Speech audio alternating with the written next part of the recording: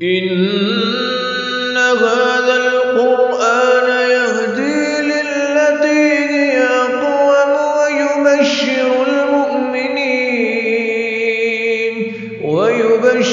المؤمنين الذين يعملون الصالحات أن لهم أجرا كبيرا. بسم الله الرحمن الرحيم. نحمده ونصلي ونسلم على رسوله الكريم وأشهد أن لا إله إلا الله وحده لا شريك له وأشهد أن محمدا عبده ورسوله أما بعد. آج ہماری یہ تفسیر القرآن کی کلاس گزشتہ ترتیب کے اعتبار سے 63 نمبر کلاس ہے، جس میں آج ہم انشاءاللہ تعالی سورۃ انبیاء کی آیت نمبر 51 سے شروع کریں گے. اللہ سے دعا ہے کہ اللہ تعالی ہمیں سننے، سمجھنے اور عمل کرنے کی توفیق عطا فرمائے. اعوذ باللہ من الشیطان الرجیم. بسم اللہ الرحمن الرحیم. وَلَقَدْ آتَيْنَا إِبْرَاهِيمَ رُشْدَهُ مِن قَبْلُ وَكُنَّا بِهِ عَالِمِينَ. ہم نے ابراہیم علیہ السلام کو رشد عطا فرمایا. رشد کا مطلب سمجھ بوجھ، فہم و فراست ہم نے عطا فرمائی، یعنی اس سے مراد نبوت بھی ہے. من قبل، اس سے پہلے جو انبیاء علیہ السلام آپ صلی اللہ علیہ وسلم سے پہلے آئے ہیں ان میں ابراہیم علیہ السلام ہیں، اور اللہ نے فرمایا ہم نے ابراہیم علیہ السلام کو رشد و ہدایت عطا فرمائی.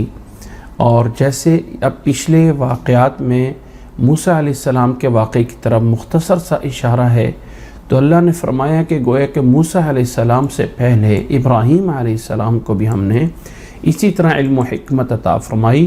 وَكُنَّا بِهِ عَالِمِينَ، اور ہم تھے پوری طرح جاننے والے. اِذْ قَالَ لِأَبِيهِ وَقَوْمِهِ مَا هَذِهِ التَّمَاثِيلُ الَّتِي أَنْتُمْ لَهَا عَاكِفُونَ. ابراہیم علیہ السلام نے فرمایا جب اپنے والد سے، وقومہ اور اپنی قوم سے، ما هذه التماثیل، یہ کیا بت ہیں، مورتیاں ہیں. ویسے تماثیل جو ہے کسی مورتی کو بولا جاتا ہے جو کہ کسی بھی طرح سے بنائی گئی ہوں، جن کو پوجا جا رہا ہو. ما هذه التماثیل التي انتم لها عاکفون، جن کے سامنے تم مجاور بنے ہو. عاکفون کا معنی ہوتا ہے اعتکاف کرنے والے، یعنی گویا کہ وہاں ٹھہر کر ان کو پوجنے والے. فرمایا کہ ابراہیم علیہ السلام کو ہم نے نبوت عطا فرمائی، اور ہم انہیں خوب جاننے والے تھے جب انہوں نے اپنی قوم سے، اپنے والد سے کہا کہ یہ بت، یہ مورتیاں جن کے آگے تم جھکتے ہو، یہ کیا ہیں، کہاں سے آئے ہیں، کیسے یہ معبود بنتے ہیں. قالوا وجدنا آباءنا لها عابدین. جواب کیا تھا؟ کوئی دلیل نہیں ہے. فرمایا وجدنا آباءنا، ہم نے اپنے آباء و اجداد کو، جو ہمارے آباء و اجداد ہیں، بس ہم نے اپنے بڑوں کو یہ کرتے دیکھا ہے اور ہم بھی ان کے پیچھے لگے ہوئے ان کی عبادت کر رہے ہیں. کوئی دلیل نہیں ہے، کوئی کچھ نہیں ہے، صحیح کیا ہے غلط کیا ہے، بس جیسے دیکھا ویسے لگے پڑے ہیں. قال لقد کنتم انتم وآباؤکم فی ضلال مبین. ابراہیم علیہ السلام نے فرمایا کہ پھر تو تم اور تمہارے باپ دادا سبھی یقیناً واضح اور کھلی گمراہی میں تھے. یعنی تحقیقاً لقد کنتم، تم، انتم وآباؤکم، اور تمہارے آباء و اجداد جو تمہارے پہلے گزرے ہیں، اگر ایسا ہی ہے تو پھر فی ضلال مبین، واضح گمراہی میں پڑے ہوئے ہو. قالوا اجئتنا بالحق ام انت من اللاعبین. قوم والوں نے کہا اجئتنا بالحق، کیا تو ہمارے پاس کوئی حق لایا ہے، سچ کوئی حقیقت کی چیز لے کے آیا ہے. ام انت من اللاعبین، یا تو ایسے ہی مذاق کر رہا ہے، ایسے ہی کھیل تماشا کر رہا ہے. کیا چیز تیرے پاس ہے، کوئی ایسی چیز ہے جو تو لے کے آیا ہمیں بتانے کے لیے. قال، فرمایا ہاں ہاں، بل ربکم رب السماوات والارض الذی فطرہن. فرمایا یقیناً حقیقت یہ ہے تمہارا رب وہ ہے جو زمین و آسمان کا رب ہے، الذی فطرہن، جس نے انہیں پیدا کیا ہے، وَأَنَا عَلَى ذَلِكَ مِنَ الشَّاہِدِينَ، اور میں اسی بات پہ گواہی دینے والا ہوں، یعنی میں اسی بات کا قائل ہوں، میں یہی سمجھتا ہوں کہ ان چیزوں کا بنانے والا، زمین کا، آسمانوں کا، ان سب کا بنانے والا تمہارا رب وہ اللہ ہے جس نے سب کو بنایا ہے، اور میں اس بات کی گواہی دینے والا ہوں۔ اور گواہی دینے کا یہاں مطلب یہ نہیں ہے، یعنی جیسے کوئی انسان یہاں سے یہ دلیل لینا چاہے اللہ تعالیٰ نے زمین و آسمان بنایا تھا تو کیا ابراہیم علیہ السلام وہاں حاضر تھے کہ وہ گواہی دے رہے ہیں؟ یہ وہ گواہی نہیں، یہ جیسے ہم کہتے ہیں اشہد ان لا الہ الا اللہ، کہ میں اس بات کی گواہی دیتا ہوں کہ اللہ کے علاوہ کوئی معبود نہیں، یہ وہ شہادت ہے۔ یا یہاں شاہدین کا معنی ہے قائل ہوں، میرا نظریہ یہ، میری سوچ یہ ہے۔ وَأَنَا عَلَى ذَلِكُم مِّنَ الشَّاهِدِينَ، اور پھر ابراہیم علیہ السلام نے فرمایا وَتَاللَّهِ لَأَكِيدَنَّ أَصْنَامَكُمْ بَعْدَ أَن تُوَلُّوا مُدْبِرِينَ۔ وَتَاللَّهِ، اور اللہ کی قسم، یہ عربی زبان میں قسم کھانے کا ایک طریقہ ہے کہ لفظ اللہ سے پہلے وا آ جائے، با آ جائے، تا آ جائے، واللہ، باللہ، تاللہ، یہ تمام چیزیں قسم کے لیے یہ حروف استعمال ہوتے ہیں۔ تو اس کا معنی کیا ہے؟ تاللہ، اللہ کی قسم، جب تم یہاں سے جاؤ گے تو میں تمہارے بتوں کے بارے میں کوئی نہ کوئی تدبیر کروں گا۔ لَأَكِيدَنَّ، اب لَأَكِيدَنَّ کا معنی ہے لازمی میں ان کے ساتھ کوئی قید کروں گا، یعنی ان کے ساتھ کچھ نہ کوئی میں چال چلوں گا تمہاری ان بتوں کے ساتھ، بعد ان تولوا مدبرین، جب تم یہاں سے کوئی یعنی کہیں جاؤ گے۔ فَجْعَلَهُمْ جُذَاذًا إِلَّا كَبِيرًا لَهُمْ، اب ان لوگوں کا ایک دن تھا، جیسے کہ آگے سورۃ صافات میں بیان ہوا ہے کہ ان لوگوں کا ایک دن تھا جس میں وہ باہر جا کے کہیں اکٹھے ہوتے تھے، جیسے کوئی عید کا دن ہو یا تو وہ سارے کے سارے گئے، ابراہیم علیہ السلام سے کہا آپ بھی چلتے ہیں، فرمایا نہیں میں تو نہیں جاؤں گا، میری طبیعت صحیح نہیں ہے، آپ لوگ جائیں۔ فَجَعَلَهُمْ جُذَاذًا، جیسے وہ گئے پیچھے ان کے معبد خانے میں گئے، فَجَعَلَهُمْ جُذَاذًا إِلَّا كَبِيرًا لَهُمْ، سب کے ٹکڑے ٹکڑے کر دیے، جتنے بھی وہ بت تھے سب کو توڑ دیا، إِلَّا كَبِيرًا لَهُمْ، مگر جو ان میں سے جو بڑا بت تھا، لَعَلَّهُمْ إِلَيْهِ يَرْجِعُونَ، تاکہ اس لیے کہ وہ سب اس کی طرف لوٹ سکیں، اس سے بات بنائی جا سکے، لَعَلَّهُمْ إِلَيْهِ يَرْجِعُونَ، کہ اپنے اس بڑے بت کے پاس آ کے کہیں کہ یہ کیا ہوا۔ جب واپس آئے، قالوا من فعل هذا بآلهتنا انه لمن الظالمین، کہنے لگے من فعل، کس نے کر دیا یہ سب کچھ ہمارے معبودوں کے ساتھ، انه لمن الظالمین، وہ تو بہت بڑے ظالموں میں سے ہے۔ ان لوگوں کو یہ اندازہ نہیں تھا کہ الہ پہ کون ظلم کر سکتا ہے، معبود تو وہ ہے نا جو سب کچھ کرنے والا ہے، اس کے خلاف کون کوئی کر سکتا ہے۔ اب جواب میں ملا قالوا سمعنا فتى يذكرهم يقال له ابراہیم، لوگوں نے کہا کہ ہم نے ایک نوجوان کو سنا ہے جو ان کا تذکرہ کرتا ہوتا ہے، یعنی اچھے الفاظ کے ساتھ نہیں، برے الفاظ کے ساتھ، کوئی اچھا تذکرہ نہیں کرتا ہوتا، یقال له ابراہیم، اس کو ابراہیم کہا جاتا ہے۔ ایک نوجوان ہے جو ان کا تذکرہ کیا کرتا ہے، اچھے الفاظ میں نہیں برے الفاظ میں، اس کو ابراہیم کہتے ہیں، کہیں وہ نہ ہو۔ قالوا فأتوا به على أعين الناس لعلهم يشهدون، کہنے لگے لاؤ اس کو لوگوں کے سامنے، على أعين الناس، لوگوں کی آنکھوں کے سامنے، دیکھیں لعلهم يشهدون، تاکہ وہ اس سارے معاملے کو سارے لوگ دیکھیں۔ اب ابراہیم علیہ السلام کو لایا گیا، ابراہیم علیہ السلام کے لائے جانے کے بعد پوچھا گیا قالوا اانت فعلت هذا بآلهتنا یا ابراہیم، کیا تو نے کیا ہے ہمارے معبودوں کا یہ حشر اے ابراہیم؟ اب ابراہیم علیہ السلام نے اسی انداز اور اسی لہجے میں ان کا جواب دیا، فرمایا قال بل فعلہ کبیرہم ھذا، ابراہیم علیہ السلام نے کہا یہ ان کے بڑے نے کیا ہے۔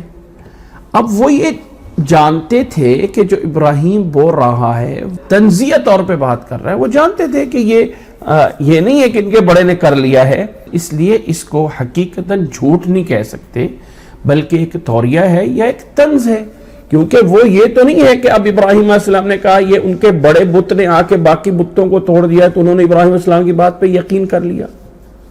ابراہیم علیہ السلام نے کہا بل فعلہ کبیرہم ھذا، اس کے بڑے نے کیا ہے، فاسألوہم، ان سے پوچھ لو، ان کانوا ینطقون، اگر یہ بولتے ہیں، اگر یہ بولتے ہیں تمہارے معبود تو ان سے پوچھ لو، یہ بڑے نے سب کو مار دیا۔ اور ہو بھی سکتا ہے کہ بڑا کہتا ہو میں بڑا ہوں تم چھوٹے ہو، تو ان کے آپس میں لڑائی ہوگی اور بڑے نے سب کو باقیوں کو مار دیا ہو، اور وہ جو مارنے والا کلہاڑا تھا یا بڑا سا تھوڑا تھا وہ بھی بڑے کے کندھے پہ رکھ دیا تھا۔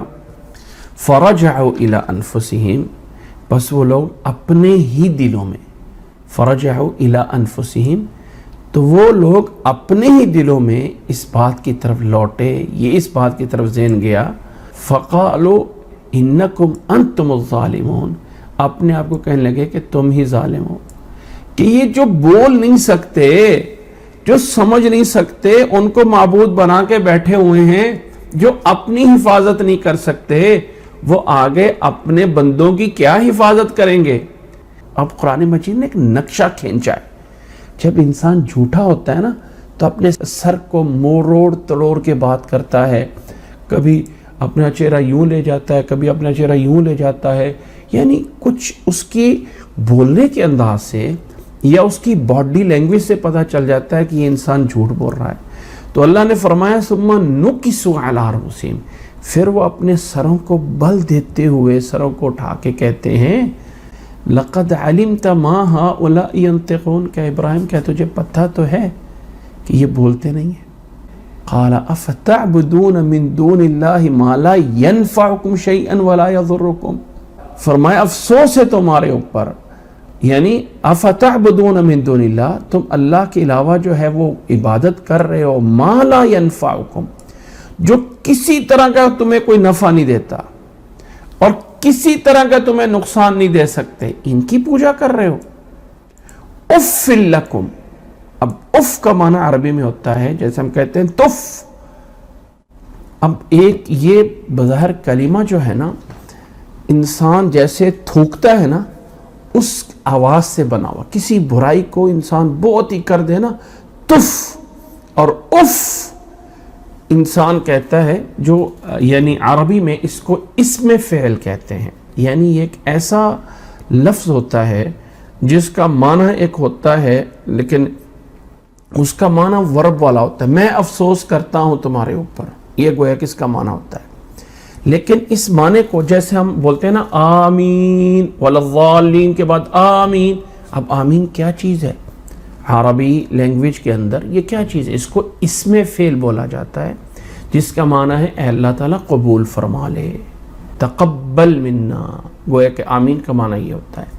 تو اف لکم یعنی افسوس ہے تمہارے اوپر، وَلِمَا تَعْبُدُونَ مِن دُونِ اللَّهِ، اور جو تم اللہ کے علاوہ جن کی پوجا کرتے ہو ان پہ سب پہ افسوس ہے۔ افلا تعقلون، کیا تم عقل نہیں رکھتے ہو، کیا تمہارے پاس کوئی سمجھ نہیں ہے جن معبودوں کی پوجا کر رہے ہو۔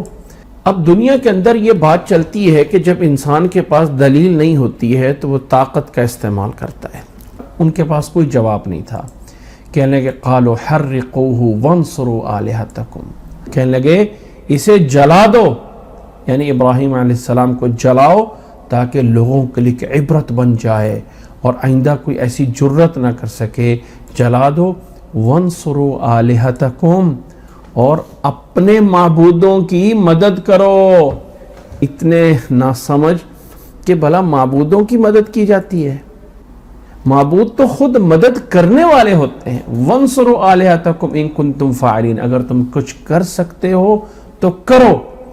اب ابراہیم علیہ السلام کے لیے جو ایک تاریخی روایات ہیں ان میں یہ کہ انہوں نے پھر بہت بڑی آگ جلائی، بہت بڑی آگ جلائی، اس کے لیے بڑی بڑی لکڑیاں اکٹھی کی گئیں، اور ابراہیم علیہ السلام کے ساتھ یہاں پہ ایک اور بھی مکالمہ ہوا ہے جو قرآن مجید میں پیچھے سورۃ بقرہ میں پڑھ کے آئے ہیں کہ لوگوں سے مکالمے کے بعد ایسے لگتا ہے کہ لوگوں کے اس حشر کے بعد ابراہیم علیہ السلام کا اس وقت کا جو بادشاہ تھا اس کا نام تھا نمرود، اس کے سامنے جا کے مقابلہ ہوا، اس سے بات چیت ہوئی، تو ابراہیم علیہ السلام نے کہا کہ ربی الذی یحیی و یمیت، میرا رب وہ ہے کہ جو زندہ کرتا ہے اور مارتا ہے.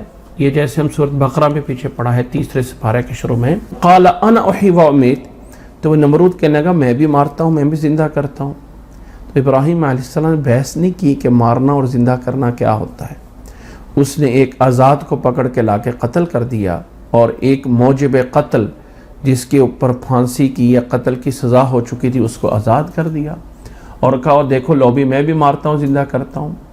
ابراہیم علیہ السلام نے اس پہ بحث نہیں کی کہ آیا مارنا اور زندہ کرنا کیا ہے. ابراہیم علیہ السلام نے کہا ربی الذی یحیی و یمیت قال انا احیی و امیت قال ابراہیم فإن اللہ یأتی بالشمس من المشرق فأتی بها من المغرب فبہت الذی کفر. ابراہیم علیہ السلام نے کہا میرا رب وہ ہے جو سورج کو مشرق کی طرف سے لے کے آتا ہے، اگر تو رب ہے نا تو اس کو مغرب کی طرف سے لا کے دکھا دے. فبہت الذی کفر، یہاں پہ وہ کافر لاجواب ہو گیا تھا. اب اس لاجوابی کا نتیجہ اور لوگوں کے اس معبد خانے کو توڑنے کے نتیجے میں ابراہیم علیہ السلام کو آگ میں جلایا گیا. اور اب چونکہ وقت کی گورنمنٹ شامل ہو گئی تو اس لیے جلانے کا بڑا اہتمام کیا گیا، بہت بڑی لکڑیاں جمع کی گئیں. کچھ اسرائیلی روایات ایسی بھی ہیں کہ اس آگ کے اوپر سے پرندہ بھی فضا کے اندر سے نہیں گزر سکتا تھا جتنی اس کی گرمائش اور تپش تھی. پھر یہ سوال پیدا ہوا کہ اب اس کو اندر کیسے پھینکا جائے. تو ابلیس نے آ کے سکھایا کہ ایک ایسا کوئی وہ منجنیق کی طرح کی جیسے توپ کی طرح کی کوئی چیز بناؤ کہ اس کو پلاسٹک کی طرح ربڑ کے سے لگا کے بٹھا کے پیچھے جھولے کو کھینچو اور پھر اس کو یوں چھوڑو. تو ابراہیم السلام کو اس پہ بٹھا کے یوں پھینکو گے تو آگ کے اندر جا کے پڑے گے. یہ ترکیب شیطان نے سکھائی. لیکن یہ ساری روایات تاریخی ہیں، قرآن میں یہ حدیث میں موجود نہیں ہے. اور تاریخ اور ہسٹری کی باتیں ہیں، جتنا واقعہ قرآن مجید میں اتنا ماننا تو لازم اور ضروری ہے. یہ باقی کی تفاصیل ہمیں یہ جاننا ہے کہ یہ کسی حدیث میں نہیں ہے، یہ ہسٹری میں ہے، تاریخ میں ہے، اسرائیلی روایات میں ہے. اور ان کے بارے میں یہ ہے کہ بیان تو کر سکتے ہیں لیکن اس کی تصدیق کرنا یا اس کی تکذیب کرنا ایسے ہی تھا یا ایسے نہیں تھا یہ دونوں نہیں کہہ سکتے، اللہ اعلم. باقی بیان کر سکتے ہیں کہ ایسا ہوا کہ جب انہیں آگ میں ڈال دیا گیا اب اللہ تعالیٰ کا حکم براہ راست آیا. یہاں پہ کچھ لوگوں نے باتیں ایسی بھی بنائی ہوئی ہیں کہ جب ابراہیم علیہ السلام کو آگ میں ڈالا جانے لگا فرشتے آئے، میکائیل، اسرافیل یا دوسرے اسرائیل یعنی بڑے فرشتے آئے، جبرائیل علیہ السلام بھی آئے. جبرائیل علیہ السلام نے کہا اے ابراہیم یعنی آپ بچانا چاہتے ہیں تو آپ کو بچا دیا جائے. ابراہیم علیہ السلام نے کہا نہیں، یعنی اپنے رب کے سپرد کیا، فرشتوں کی مدد بھی قبول نہیں کی. جب آگ میں ڈالے گئے تو اللہ کا براہ راست حکم آیا. یہ ساری بات جو ہے کہ فرشتہ پہلے یہ آیا، پہلے یہ آیا، پہلے یہ آیا، یہ بھی ایک ایسی ہی یعنی کہانیاں ہیں، کسی حدیث میں نہیں ہے کہ اس طرح کر کے ان کے پاس جو ہے وہ فرشتے آتے رہے مدد دینے کے لیے اور ابراہیم علیہ السلام انکار کرتے رہے. اب جب آگ میں پھینکے گئے تو اللہ کی طرف سے یہ حکم آیا. تو بہرحال یہاں پہ اللہ تعالیٰ نے اس حکم کو بڑا بنا کے بیان فرمایا ہے اور فرمایا قلنا یا نار کونی بردن وسلاما علی ابراہیم، کہ ابراہیم علیہ السلام کو جب آگ میں ڈالا گیا ہم نے کہا قلنا یعنی ہماری طرف سے یہ حکم ہوا یا نارو اے آگ کونی بردا ہو جاؤ ٹھنڈی. اب ٹھنڈی کتنا ہونا ہے؟ برف کی طرح ہو جانا ہے، کیونکہ ٹھنڈا ہو کر برف کی طرح ہو جانا یہ بھی تو عذاب ہے. فرمایا وَسَلَامًا عَلَىٰ ابراہیم، سلامتی والی ہو جا ابراہیم علیہ السلام پہ.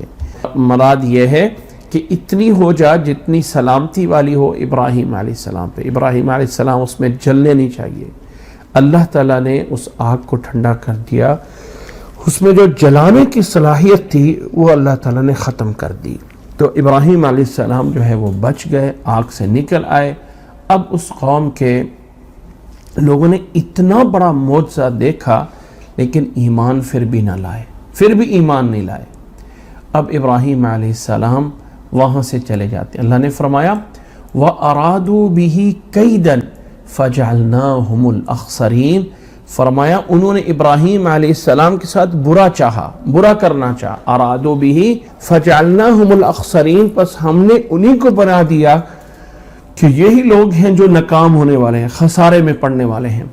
وَنَجَّيْنَاهُ وَلُوطًا إِلَى الْأَرْضِ الَّتِي بَارَكْنَا فِيهَا لِلْعَالَمِينَ، اور ہم نے نجات دے دی ابراہیم علیہ السلام کو بھی اور لوط علیہ السلام کو بھی، إِلَى الْأَرْضِ الَّتِي بَارَكْنَا فِيهَا، اس زمین کی طرف جس پہ ہم نے اپنی برکتیں نازل کی ہوئی ہیں، للعالمین، تمام جہانوں کے لیے۔ اور یہ ارض فلسطین ہے، شام کا علاقہ، فلسطین کا علاقہ ہے جس پہ اللہ تعالیٰ نے برکتیں کی ہیں۔ ابراہیم علیہ السلام کے بعد جتنے بھی انبیاء علیہ السلام آئے ہیں وہ اس علاقے کے ارد گرد آئے ہیں، یہاں پہ آئے ہیں۔ وَنَجَّيْنَاهُ وَلُوطًا، اور ہم نے انہیں اور لوط علیہ السلام کو نجات دی۔ لوط علیہ السلام اسی قبیلے سے تھے جس سے حضرت ابراہیم علیہ السلام ہیں، اور ابراہیم علیہ السلام کے چاچا زاد تھے، یعنی ان کے والد آپس میں بھائی تھے۔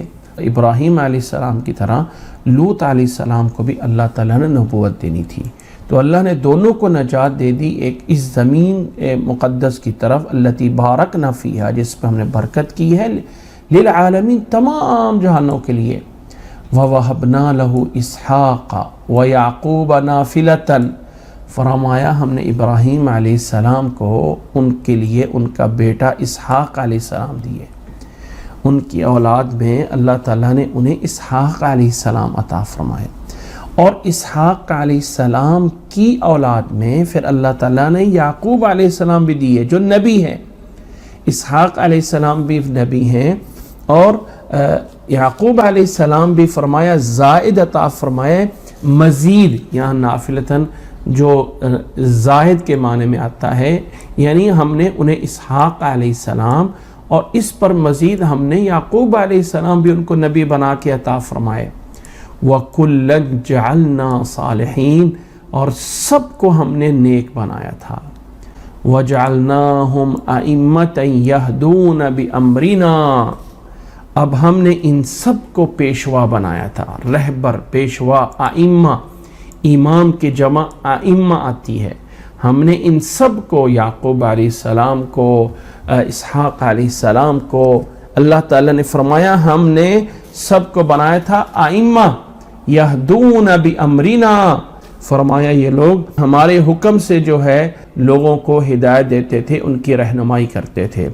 وَأَوْحَيْنَا إِلَيْهِمْ فِعْلَ الْخَيْرَاتِ، اور ہم نے ان کی طرف وحی کی، اوحینا الیہم، وحی کی، فعل الخیرات، نیک کام کرنے کی، وَإِقَامِ الصَّلَاةِ، اور نماز قائم کرنے کی، وَإِيتَاءِ الزَّكَاةِ، اور زکوٰۃ ادا کرنے کی۔ گویا کہ یہ نماز، یہ زکوٰۃ، یہ نیک اعمال، یہ پہلی شریعتوں میں بھی اسی طرح ہی تھے، یعنی احکامات بدل سکتے ہیں، تعداد فرق ہو سکتا ہے، لیکن زکوٰۃ بھی موجود تھی، نماز بھی موجود تھی، نیک اعمال بھی تھے۔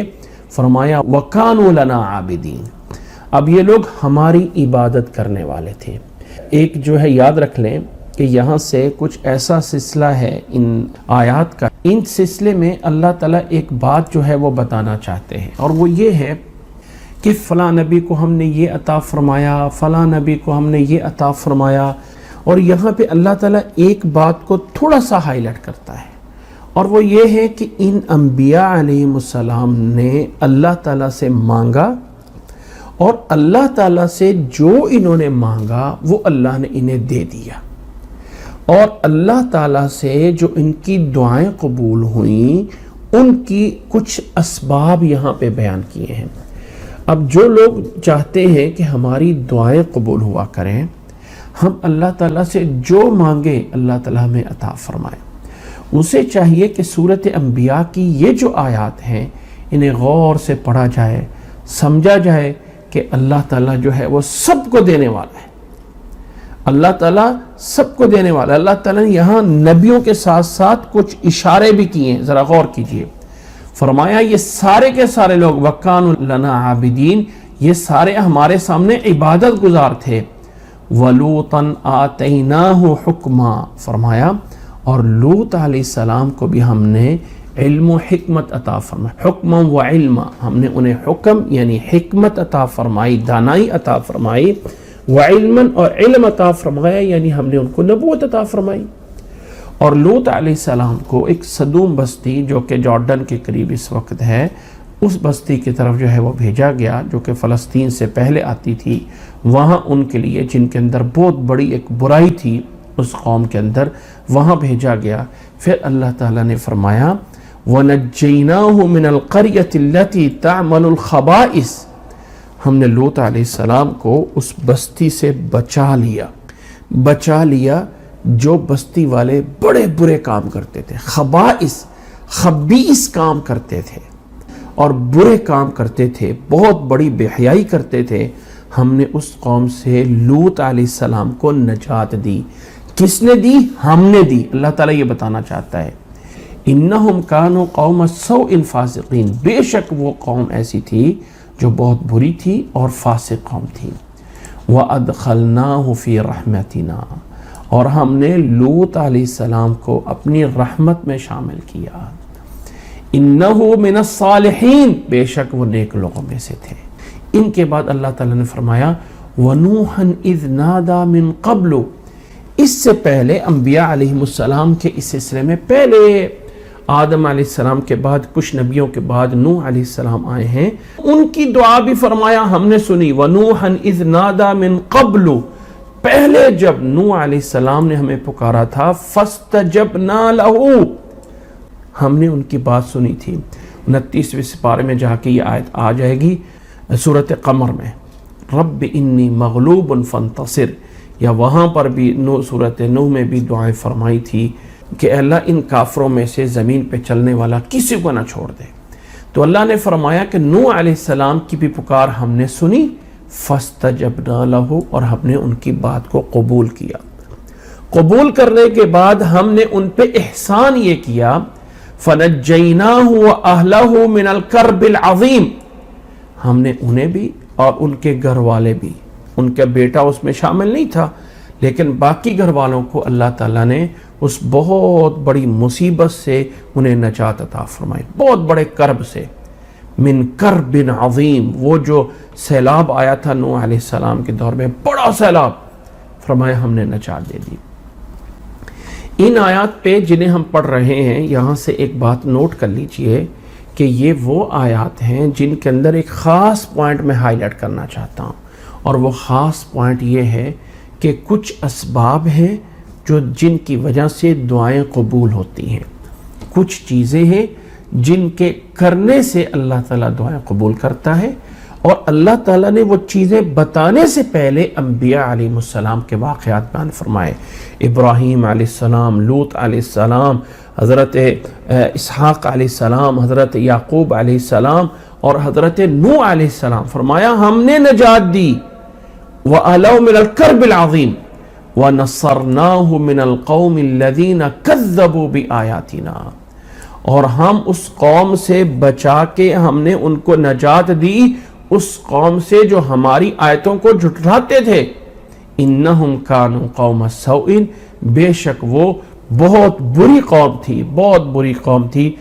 فاغرقناہم اجمعین، پس ہم نے سب کو غرق کر دیا۔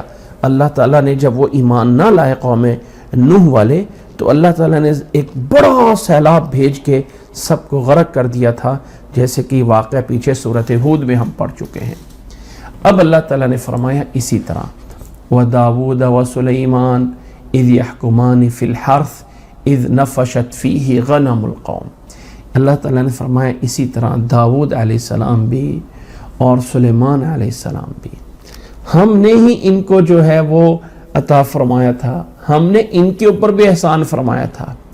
اِذْ يَحْكُمَانِ فِي الْحَرْثِ، جب وہ ایک کھیتی کے بارے میں فیصلہ کر رہے تھے، اِذْ نَفَشَتْ فِيهِ غَنَمُ الْقَوْمِ، جب کچھ لوگوں کی بکریاں جو ہے وہ اس کھیتی کو جو ہے وہ رات کو چر گئی تھی۔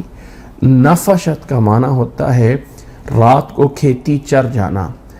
واقعہ یہ ہوا کہ حضرت سلیمان علیہ السلام اور حضرت داؤد علیہ السلام، حضرت سلیمان علیہ السلام کے والد حضرت داؤد علیہ السلام ہے، حضرت داؤد علیہ السلام نبی بھی تھے اور بادشاہ بھی تھے۔ حضرت داؤد علیہ السلام کے سامنے ایک فیصلہ آیا کہ ایک بندے کے پاس اس نے بیج ڈالا، زمین کو آباد کیا، اس میں کھیتی لگائی، اور ایک دوسرے بندے کی بکریاں آئیں اور رات میں جا کے اس کی ساری کھیتی کھا گئی۔ اب یہ معاملہ ان کے سامنے آیا تو فیصلہ یہ کیا کہ اب یہ بکریاں ساری کی ساری کھیت والے کو دے دی جائے، اس کا نقصان ہو گیا۔ حضرت سلیمان علیہ السلام کو اللہ تعالیٰ نے اس کی سمجھ عطا فرمائی اس معاملے کی، تو حضرت سلیمان علیہ السلام نے کہا کہ اس طرح تو پھر بکریاں والا بالکل بیچارہ محروم رہے، اس پہ تو وہ تو سارا کچھ اس کا ضائع گیا۔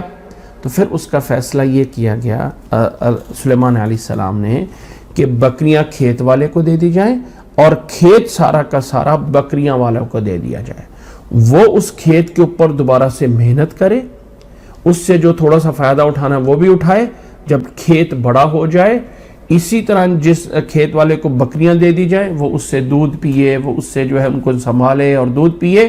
جب وہ کھیت بڑا ہو جائے گا تو کھیت والے کو واپس کھیت کر دیا جائے اور بکریاں والے کو واپس بکریاں کر دی جائے۔ اس دوسرے فیصلے میں یہ تھا کہ دونوں کے کھیت والے کو کھیت مل رہا تھا، بکریاں والے کو بکریاں واپس مل رہی تھی ایک عرصے کے بعد، تو دونوں میں یقیناً کسی کو اوپر کوئی بہت بڑا جو ہے وہ نقصان نہیں ہو رہا تھا۔ تو اللہ تعالیٰ نے فرمایا داؤد علیہ السلام بھی اور سلیمان علیہ السلام بھی ہمارے نبیوں میں سے ہیں۔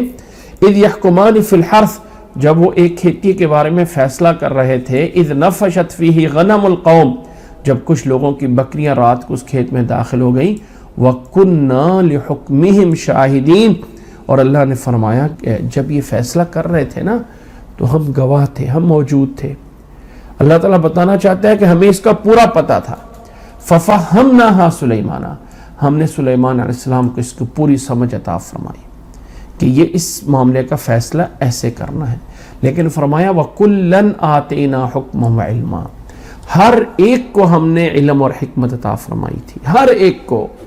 اور داؤد علیہ السلام چونکہ پہلے نبی اور حاکم وہ تھے تو حضرت داؤد علیہ السلام ایسے تھے، فرمایا وَسَخَّرْنَا مَعَ دَاوُودَ الْجِبَالَ يُسَبِّحْنَ وَالطَّيْرَ، داؤد علیہ السلام کے ساتھ یہ جو پہاڑ تھے وہ بھی مسخر کر دیے گئے اور پرندے بھی، وَكُنَّا فَاعِلِينَ، اور یہ کرنے والے ہم تھے۔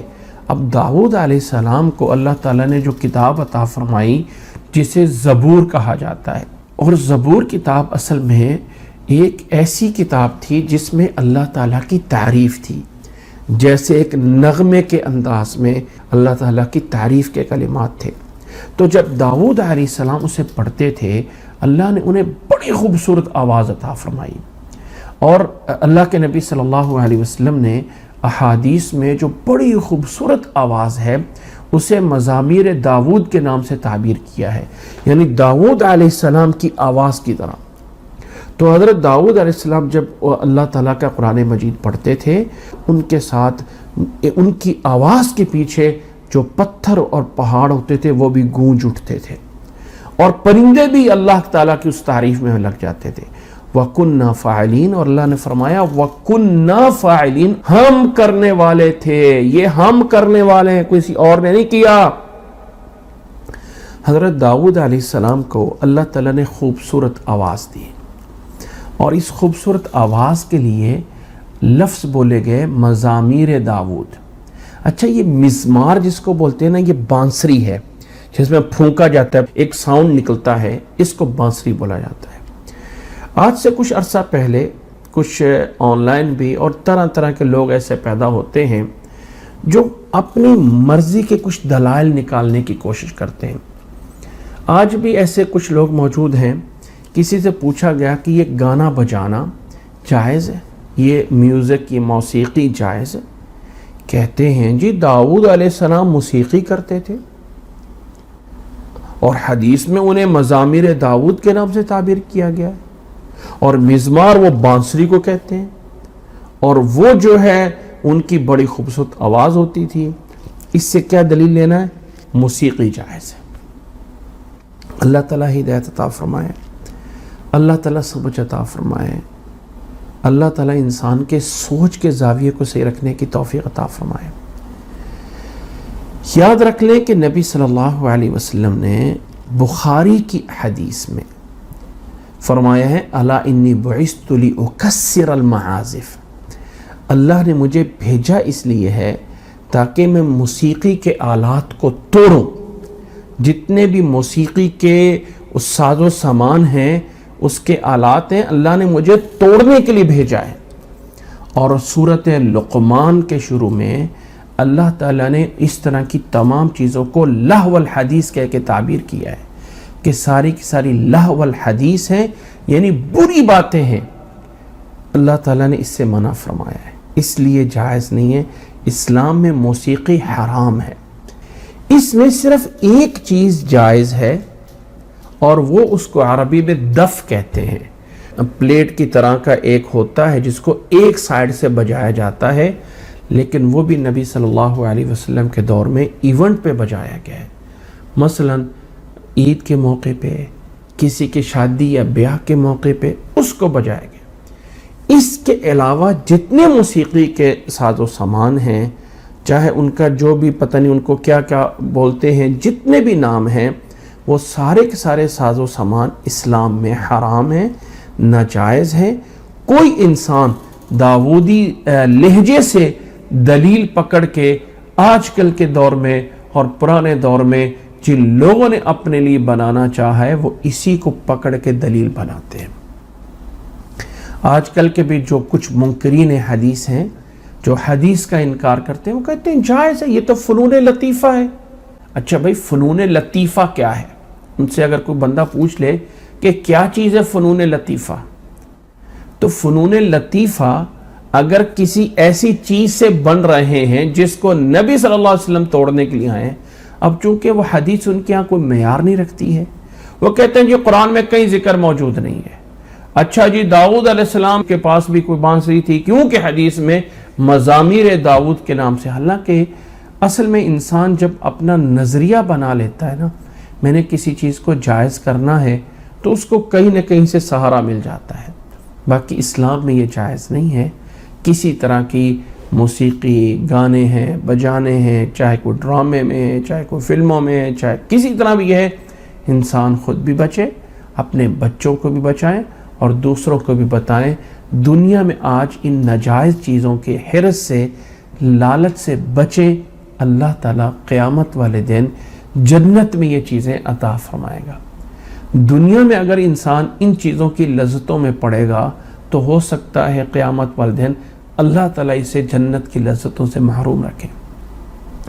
اس لیے اگر اللہ تعالیٰ سے دعائیں قبول کرانی ہیں تو انسان کو چاہیے کہ اپنے آپ کو گناہوں سے بچا کے رکھے۔ تو بہرحال اللہ تعالیٰ نے فرمایا کہ وَسَخَّرْنَا مَعَ دَاوُودَ الْجِبَالَ يُسَبِّحْنَا، تسبیح بیان کرتے تھے۔ اب یہاں پہ ذرا الفاظ دے گئے قرآن مجید کے جو میں نے ہائی لائٹ کرنا چاہیں، یسبحنا، یسبحنا، یہ موسیقی نہیں ہے، یہ وہ نغمہ جات نہیں ہے، یہ گانے بجانے نہیں ہیں، یہ رب کی تسبیح ہے۔ یسبحنا والطیر وَكُنَّا فَاعِلٍ، اور اللہ نے فرمایا یہ سب کچھ ہم کرنے والے تھے۔ اسی طرح اللہ تعالیٰ نے فرمایا کہ داؤد علیہ السلام کو ہم نے ایک اور چیز بھی عطا کی، اور وہ کیا تھا؟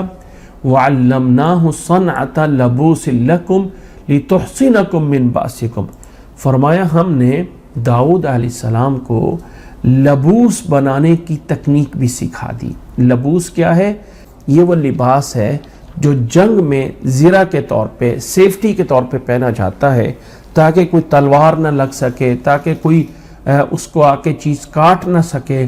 تو ایک ایسا لباس، اب عموماً جو لباس بنائے جاتے ہیں وہ ان میں لوہے کا لباس بنایا جائے تو یہاں اس کو کیسے موڑنا ہے، یہاں سے اس کو کیسے بل دینا ہے، گردن میں اس کو کیسے بنانا ہے۔ تو اللہ تعالیٰ نے داؤد علیہ السلام کو یہ معجزانہ طور پہ دی کہ وہ لوہے کو اپنے ہاتھوں سے یوں بل دے دیتے تھے، لوہا ان کے ہاتھوں میں نرم کر دیا۔ جیسے انسان آٹا گوندھ رہا ہے اور آٹا گوندا ہوا ہے تو اس کو کوئی شیپ دینا کوئی مشکل تو نہیں ہے، تو اللہ تعالیٰ نے داؤد علیہ السلام کے ہاتھ پہ لوہے کو نرم کر دیا اور انہیں بتا دیا کہ لباس اب مٹی سے، جیسے برتن بنائے جاتے ہیں نا، مٹی کو گوندھ کے اس کو کیسے کیسے جوڑ کے بنا لیا جاتا ہے. تو داؤد علیہ السلام کو اللہ تعالیٰ نے وہ جنگ کے اندر جو لوہے کی زرہ بنائی جاتی ہے، جو سیفٹی کے طور پہ ایک زرہ لباس بنایا جاتا تھا، اس کی تکنیک، اس کے بنانے کی کاریگری وہ سکھا دی. لِتُحْصِنَكُم مِّن بَأْسِكُم، تاکہ وہ لباس تمہیں بچا کے رکھے جنگ کے اندر. فَهَلْ أَنْتُمْ شَاكِرُونَ، کیا اللہ تعالیٰ نے جو اتنا کچھ دیا ہے، کیا تم اس پہ شکر کرنے والے ہو؟ یعنی کیا تم اس پہ شکر کرتے ہو، شکر گزار بنو گے؟ ہاں، یقیناً شکر گزار بنیں گے. آگے فرمایا داؤد علیہ السلام کے بعد حکومت حضرت سلیمان علیہ السلام کو آ گئی تھی. یہاں پہ ایک بات نوٹ کر لیجئے کہ بنیادی طور پہ، بیسکلی طور پہ باپ کے بعد بیٹے کا خلیفہ بن جانا یہ کوئی بری بات نہیں ہے. اگر صلاحیت موجود ہو تو ایسا کچھ نہیں ہے. اب یہ نہیں ہے کہ اگر ہمیشہ ہی باپ کے بعد بیٹا بنے تو وہ تو بہت بڑا گناہ ہو جاتا ہے. حضرت علی رضی اللہ تعالیٰ عنہ کے بعد ان کے بیٹے حضرت حسن رضی اللہ تعالیٰ عنہ کو خلیفہ بنایا گیا تھا. وہ الگ بات ہے کہ حضرت حسن رضی اللہ تعالیٰ عنہ نے اپنی خلافت کے 6 مہینے بعد فوری اپنی خلافت کو حضرت معاویہ کے حق میں صلح کر لی تھی، دستبردار ہو گئے تھے. لیکن بنیادی طور پہ یہ کہنا کہ باپ کے بعد بیٹا جو ہے اگر خلیفہ یا بادشاہ بن جائے تو وہ ناجائز ہوتا ہے، اسلام میں یا پہلی امتوں میں ایسا نہیں تھا.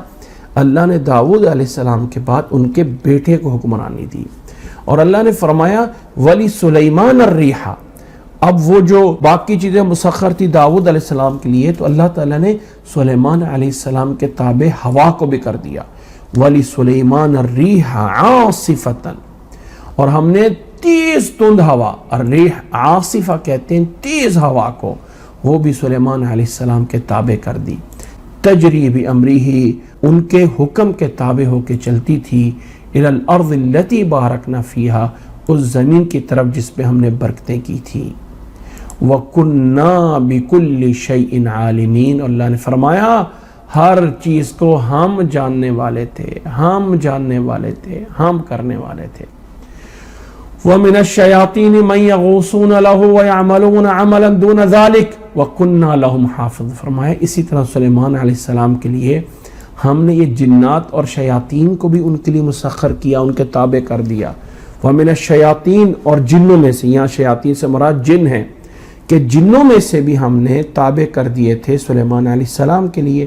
مَن يَغُوصُونَ لَهُ، جو سلیمان علیہ السلام کے لیے دریاؤں میں، سمندر میں غوطے لگا کے سمندر کی تہ سے ہیرو جواہرات یا اس طرح کے قیمتی پتھر یا قیمتی چیزیں نکال کے لاتے تھے.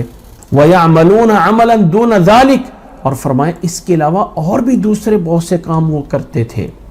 وَكُنَّا لَهُمْ حَافِظِينَ، ہم تھے ان کی حفاظت کرنے والے. اب اس واقعے کے بعد نوٹ کریں، ابراہیم، حضرت لوط، اسحاق، یعقوب علیہم السلام، یہ سب انبیاء علیہ السلام کے بعد اللہ تعالیٰ نے نوح علیہ السلام، پھر حضرت داؤد علیہ السلام، حضرت سلیمان علیہ السلام کا تذکرہ کیا. اور اب اللہ نے فرمایا وَأَيُّوبَ إِذْ نَادَى رَبَّهُ، ایوب علیہ السلام نے بھی جب اپنے رب کو پکارا اور کہا انی مسنی الضر وانت ارحم الراحمین.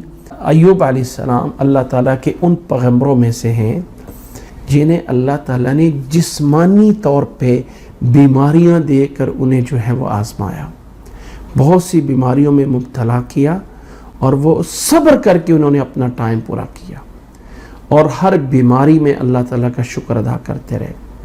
تو اللہ نے فرمایا ایوب علیہ السلام نے بھی جب رب کو پکارا اور کہا انی مسنی الضر، اللہ مجھے تکلیف پہنچی ہے اور تو ہی سب سے بڑا رحم کرنے والا ہے، تو فرمایا فاستجبنا لہو، ہم نے اس کی دعا کو سنا.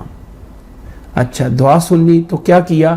نمبر 1 فکشفنا ما بہ من ضر، جو بھی ان کے اوپر تکلیف تھی، بیماری تھی، وہ ہم نے دور کر دی.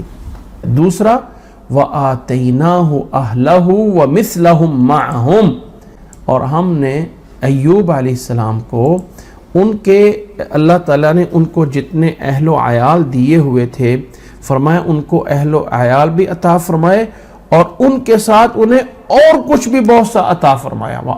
رحمتا من عندنا، فرمایا یہ رحمت تھی، خاص طور پہ رحمت تھی ہمارے پاس سے. اب کوئی انسان یہ کہے کہ اللہ تعالیٰ کا یہ جو انعام ہوا ہے، اور اللہ تعالیٰ نے جو ان نبیوں کی، حضرت ایوب علیہ السلام کی اللہ تعالیٰ نے دعا قبول فرمائی، اور وہ تو نبی تھے، اللہ تعالیٰ نے نبی کی نہیں سننی تو کس کی سننی ہے؟ فرمایا وَذِكْرَى لِلْعَابِدِينَ، عبادت کرنے والوں کے لیے اس میں نصیحت ہے. کیسے؟ کہ تم بھی پکارو، اللہ تمہاری پکار کو بھی سنتا ہے. اور اس کے بعد اللہ نے فرمایا وَإِسماعیل، اسی طرح اسماعیل علیہ السلام بھی، وَإِدْرِيس، اور ادریس علیہ السلام بھی، وَذَلْكِفْلِ، اور اسی طرح اللہ کے نبی ذلکفل بھی.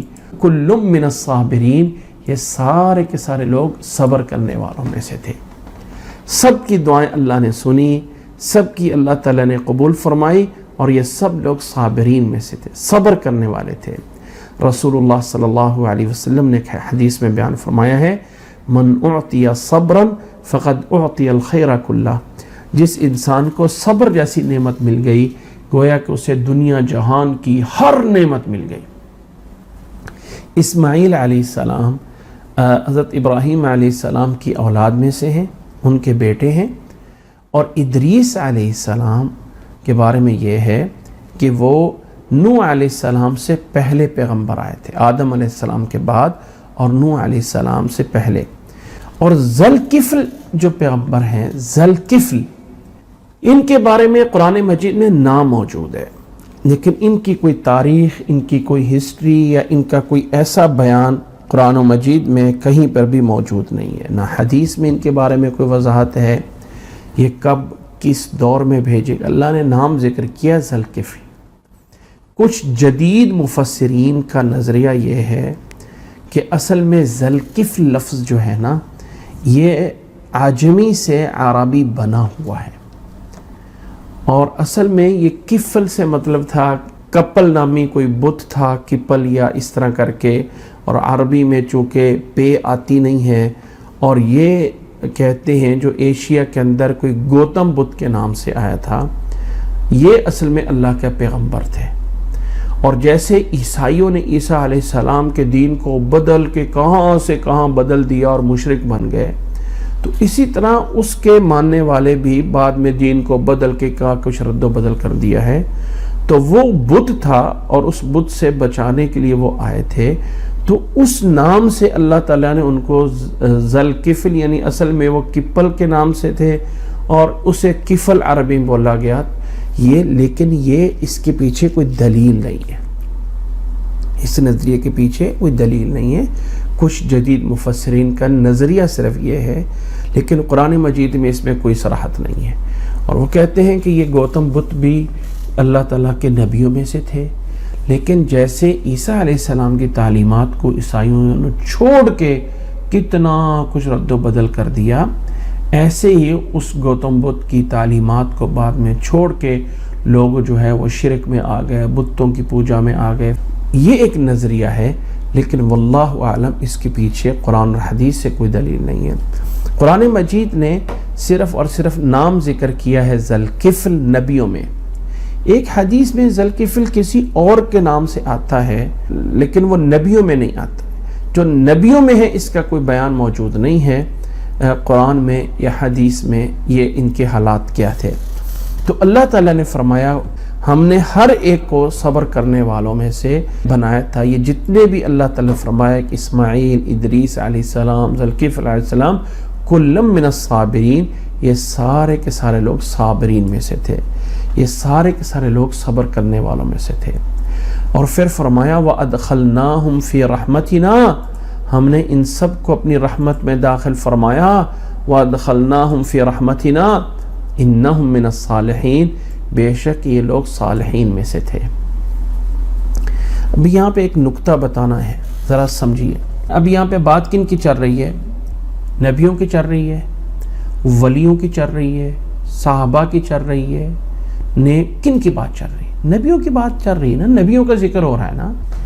اللہ تعالیٰ نے نبیوں کا تذکرہ کرنے کے بعد فرمایا وَأَدْخَلْنَاهُمْ فِي رَحْمَتِنَا انہم من الصالحین. انہم من الصالحین کا معنی کیا ہے کہ بے شک وہ نیک لوگوں میں سے تھے. ٹھیک ہے، یہ اس کا ترجمہ ہے. اب میں اس بات کو اس لیے تھوڑا سا ہائی لائٹ کرنا چاہتا ہوں کہ جب ہم سورۃ فاتحہ کی تفسیر پڑھتے ہیں اور اس میں ہم پڑھتے ہیں صراط الذین انعمت علیہم، تو وہاں ہمیں یہ بتایا جاتا ہے، اکثر غالب یہی تفسیر کی جاتی ہے کہ جو منعم علیہم، جن پہ انعام کیا گیا ہے، وہ 4 قسم کے لوگ ہیں جن کو آگے اللہ نے بیان فرمایا ہے کہ اولئک الذین انعم اللہ علیہم من النبیین والصدیقین والشہداء والصالحین. نبی، صدیق، شہداء، صالحین، یہ 4 لوگ ہیں جن پہ انعام کیا گیا ہے. ٹھیک ہے، اب سمجھنا ہمیں یہ ہے کہ یہ مت سمجھیں کہ یہ 4 کیٹیگری الگ الگ ہے. ہو سکتا ہے کہ نبی، صدیق، شہداء، صالحین سارا کا سارا ایک ہی چیز بن رہا ہو. یعنی ایسا لازم نہیں ہے کہ نبی ہو کر وہ صالح نہیں ہو سکتا. ٹھیک ہے، اور نبی ہو کر وہ صادق نہیں ہو سکتا. اللہ تعالیٰ نے سورۃ مریم میں فرمایا صدیق النبی، ہم نے اس کو صدیق بھی بنایا، نبی بھی بنایا. ٹھیک ہے، اور یہ کہے کہ صالح ہو کر نبی نہیں ہو سکتا، نہیں. یہ جو صفت ہے، یہ صفتیں آپس میں جمع ہو سکتی ہیں. یعنی یہ کہنا کہ نبی ہوگا تو وہ صالحین میں سے نہیں ہے، صدیق ہوگا تو صالحین میں سے نہیں ہوگا، اور اگر صدیقین میں سے ہے تو نبیوں میں سے نہیں ہو سکتا، یا صالحین میں سے ہے تو نبی. ایسا نہیں ہے. یہ صفات آپس میں جمع ہو سکتی ہیں. ہاں، یہ ہے کہ نبی ایک بڑی فضیلت کی چیز ہے. اللہ تعالیٰ صرف یہ بتانا چاہتا ہے کہ جن لوگوں پہ انعام ہوا ہے وہ لوگ، ان کی صفات یہ ہیں کہ وہ نبی ہیں، وہ صدیقین ہیں، وہ شہداء ہیں، وہ صالحین ہیں. اب یہ صالحین نبی بھی ہو سکتے ہیں اور یہ صالحین شہداء بھی ہو سکتے ہیں. شہداء سارے صالحین ہوتے ہیں. ایک انسان صالحین میں سے ہے اور اللہ کے راستے میں شہید ہوتا ہے. ایک انسان صدیقین میں سے ہے، اللہ کے راستے میں جو ہے وہ شہید ہوتا ہے. تو بات صرف سمجھنے کی ہے کہ اللہ تعالیٰ نے یہاں نبیوں کو کہا ہے انہم من الصالحین، بے شک وہ نیک لوگوں میں سے تھے. تو ہمیں سمجھنا یہ ہے کہ اللہ تعالیٰ نے ہمیں جو راستہ بتایا ہے وہ یہ کہا ہے کہ ان لوگوں کے راستوں پہ چلو. نبیوں کے راستے پہ چلو، صدیقین کے راستے پہ چلو، شہداء کے راستے پہ چلو، اور صالحین کے راستوں پہ چلو. یہ راستہ ہے جس پہ اللہ تعالیٰ کا انعام ہوا ہے. یہ نہیں مطلب ہے کہ ان لوگوں میں سے بن جاؤ، یعنی نبی بن جاؤ یا صدیق بن جاؤ یا شہید بن جاؤ یا صالحین بن جاؤ.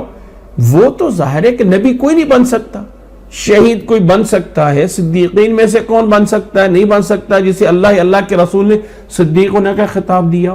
بتانا مقصد یہ ہے جب ہم دعا کرتے ہیں نا صراط الذین انعمت علیہم، جب اللہ تعالیٰ سے دعا کرتے ہیں اے اللہ ہمیں سیدھا راستہ دکھا، ان لوگوں کا راستہ جو انعام یافتہ ہیں.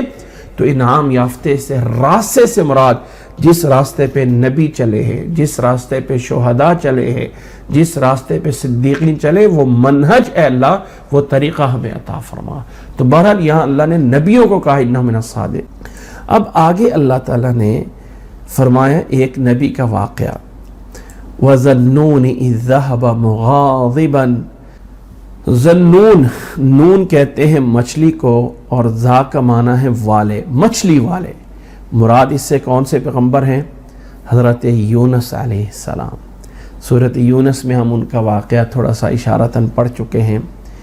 یہ نبی اللہ تعالیٰ نے جنہیں انہیں بستی کی طرف بھیجا گیا تھا، اس بستی کی طرف تبلیغ کی. یعنی اللہ تعالیٰ کا حکم آنے والا تھا، لیکن حضرت یونس علیہ السلام نے تھوڑی سی جلدی کی اور دیکھا کہ جب اللہ تعالیٰ کا عذاب نہیں آیا تو اس بستی سے ناراض ہو کے چل دیے. پیچھے بستی پہ اللہ کے عذاب کے آثار آ گئے. عذاب آنے ہی والا تھا کہ وہ بستی والے سارے مسلمان ہو گئے. تو اللہ تعالیٰ نے اس عذاب کو ٹال دیا اور اللہ تعالیٰ نے سورۃ یونس میں بتایا ہے کہ اگر اللہ کا عذاب دیکھ کر کسی کو ایمان لانا فائدہ مند ہوا ہے نا تو وہ صرف یونس علیہ السلام کی قوم ہے کہ لما آمنوا کشفنا عنہم، جب وہ ایمان لائے تو ہم نے عذاب ان سے ٹال لیا تھا۔ ادھر یونس علیہ السلام اس قوم سے نکل کے چلے گئے تھے اور جا کے کشتی میں سوار ہو گئے، کشتی راستے میں ایک بھمر میں پھنس گئی، وہاں سے قرآن اندازی سے یونس علیہ السلام دریا میں جو ہے چھلانگ لگائی، وہاں مچھلی کے پیٹ میں چلے گئے، زندہ مچھلی کے پیٹ میں سیدھا چلے جاتے ہیں۔ اب وہاں جا کے پکارتے ہیں اپنے رب کو۔ اچھا، یہاں پہ بتانا جو ہے مقصد یہ ہے کہ اپنی قوم سے ناراض ہو کے جاتے ہیں، اور اللہ تعالیٰ نے اس کے لیے تعبیر فرمایا وَظَنُّونِ إِذْ ذَهَبَ مُغَاضِبًا فَظَنَّ أَن لَّن نَّقْدِرَ عَلَيْهِ، سمجھے کہ شاید ہم ان تک پہنچ نہیں سکتے ہیں۔ وہ یہ نہیں سمجھتے تھے کہ اللہ تعالیٰ ان تک پہنچ نہیں سکتا، کہ قوم والے ایمان نہیں لائے اور اللہ کا عذاب بھی نہیں آیا تو ناراض ہو کے نکل گئے، غصے میں ہو کے چلے گئے تھے۔ مچھلی کے پیٹ میں جا کے پکارا، فنادا فی الظلمات، اندھیروں میں جا کے پکارا، لا الہ الا انت سبحانک انی کنت من الظالمین۔ مچھلی کے پیٹ میں چلے گئے، دنیا کے سارے اسباب ختم، کوئی دنیا کا سبب نہیں ہے جو پہنچ سکتا ہے۔ وہاں جا کے پکارا، لا الہ الا انت سبحانک انی کنت من الظالمین۔ الفاظ تو ترجمہ تو یہ ہے بنتا ہے، اے اللہ تیرے علاوہ کوئی معبود نہیں ہے، تو پاک ہے، انی کنت من الظالمین، بے شک میں ظالموں میں سے ہوں۔ ان الفاظ میں اتنی کی جامعیت ہے، یعنی انسان جب کہتے ہیں نا لا الہ الا انت سبحانک انی کنت من الظالمین، ان الفاظ میں دو طرف سے انتہا ہوتی ہے۔ ایک سائڈ پہ اپنے آپ کو اتنا نیچے کر لیا کہ اے اللہ میں ظالم ہوں، اے اللہ میں گنہگار ہوں، اے اللہ میں کسی چیز کے لائق نہیں ہوں، اور دوسری طرف الوہیت کی انتہا ہوتی ہے، لا الہ الا انت سبحانک، اے اللہ تیرے علاوہ کوئی معبود نہیں ہے، تو پاک ہے ہر قسم کے عیب سے۔ گویا کہ انسان ان الفاظ میں بول کے یہ کہتا ہے، اے اللہ جو کوئی کر سکتا ہے، جو کچھ مالک ہے اس کائنات کا، سب کچھ تیرے ہاتھ میں ہے، اور اللہ میں عاجز بندہ ہوں، میں عاجز ہوں، میں قصوروار ہوں، اور اللہ تیری رحمت کا محتاج ہوں۔ یہ الفاظ بڑے ہی جامع الفاظ ہیں۔ حضرت یونس علیہ السلام کی اس دعا کا تذکر اللہ تعالیٰ نے یہاں فرمایا۔ مچھلی کے پیٹ میں چلے گئے، جہاں سارے اسباب ختم ہو گئے، کوئی آواز نہیں جا سکتی، کوئی پکار نہیں سکتے، کہیں کسی کو بلا نہیں سکتے، ان اللہ تعالیٰ نے فرمایا فنادا فی الظلمات، اندھیروں میں جا کے یہ الفاظ بولے، لا الہ الا انت سبحانک انی کنت من الظالمین۔ اللہ نے فرمایا فاستجبنا لہ، وہاں پر بھی ہم نے ان کی دعا کو سنا، وَنَجَّيْنَاهُ مِنَ الْغَمِّ، اور ہم نے ان کو نجات دے دی غم سے، مصیبت سے، ہم نے ان کو نجات دے دی۔ یونس علیہ السلام کو مچھلی کے پیٹ سے نکال دیا، کسی اور نے نہیں، کسی پیر نے جا کے نہیں نکالا وہاں سے باہر، اللہ نے فرمایا ہم نے نجات دے دی، نجینا۔ اور یہ میں نے بار بار بتایا ہے کہ اللہ کی ذات وحدہ لا شریک ہے، تنہا اکیلا ہے، لیکن جب اللہ تعالیٰ کسی کام کو بڑا بنانا چاہتا ہے تو وہاں اپنے لیے جمع کا صیغہ استعمال کرتا ہے، ہم نے یہ کیا، ہم یہ کرنے والے ہیں۔ اس لیے کہ بادشاہوں کے جو خطاب ہوتے ہیں نا وہ جمع کے صیغے کے آتے ہیں۔ بادشاہ کبھی یہ نہیں کہتا میں آرڈر دیتا ہوں، میرا یہ حکم ہے، بادشاہ ہمیشہ کہتا ہے ہمارا یہ حکم ہے، ہمارا یہ آرڈر ہے، وہ جمع کے صیغے استعمال ہوتے ہیں۔ تو اللہ تعالیٰ فرماتے ہیں نجینا، ہم نے نجات دے دی انہیں غم سے۔ اب یہاں پہ ایک سوال اٹھتا تھا، جیسے میں نے پچھلی آیت میں بیان کیا، کوئی انسان کہہ سکتا ہے کہ یہ اللہ کے نبی تھے، آخر نبیوں کی دعا نہیں سننی تو اللہ نے کس کی سننی ہے؟ یہ پکارنے والے نبی ہیں بھائی، رسول ہیں بھائی، اللہ تعالیٰ رسولوں کی سنتا ہے، نبیوں کی سنتا ہے۔ ہم رسول یا نبی تو نہیں ہے کہ ہم یوں دعا کریں اور فوری اللہ کی مدد آ جائے۔ اللہ نے اس کا جواب دے دیا، فرمایا وَكَذَلِكَ نُنْجِي الْمُؤْمِنِينَ، ہم ایمان والوں کو بھی اسی طرح نجات دیتے ہیں۔ اور ذرا مانگ کے دیکھیں تو صحیح، ذرا اخلاص پیدا کر کے دیکھیں تو صحیح، وہ مانگنے والا جذبہ تو لے کے آئیں، وہ انداز تو اپنائیں، وہ زبان تو لے کے آئیں جو جھوٹ نہ بولتی ہو، وہ کان لے کے آئیں جو حرام نہ سنتے ہوں، وہ آنکھیں لے کے آئیں جو حرام دیکھتی نہ ہو، وہ ہاتھ لے کے آئیں جو حرام کماتے نہیں ہیں۔ پھر رب کو پکارو یا اللہ، اور پھر دیکھیں اللہ کی مدد کیسے آتی ہے۔ پھر دیکھیں فرشتے آج بھی آ سکتے ہیں صفوں میں قطار بن کے۔ ذرا وہ میدان احد کا، میدان بدر کا منظر تو بنا کے دیکھو نا، رب پہ قربان ہونے کے جذبے دیکھیں، اور پھر دیکھیں اللہ کی مدد کیسے آتی ہے۔ اللہ فرمائے وَكَذَلِكَ نُنْجِي الْمُؤْمِنِينَ، ہم مومنوں کو نجات دیتے ہیں۔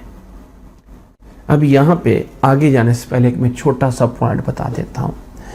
انبیاء علیہ السلام میں سے ایک واحد پیغمبر یونس علیہ السلام ہیں، جن کی زندگی میں ان سے کوتاہی ہوئی، اللہ سے ناراض ہو گئے کہ اللہ تعالیٰ نے عذاب نہیں بھیجا، اور یہ واحد نبی ہے اللہ تعالیٰ نے زندگی کے اندر مچھلی کے پیٹ میں بھیج دیا، یعنی گویا کہ ایک لحاظ سے قید خانے میں بھیج دیا، جیل میں بھیج دیا۔ مچھلی کے پیٹ میں ہی رہتے، لولا کان من المسبحین، اگر تسبیح کرنے والے، اللہ کا ذکر کرنے والے نہ ہوتے تو قیامت کے دن تک مچھلی کے پیٹ میں ہی رہتے۔ اللہ نے نکال دیا، اللہ تعالیٰ نے ان پہ انعام کیا، اللہ تعالیٰ نے ان کی لغزش کو معاف کیا۔ اب یہ یونس ابن متہ ہے۔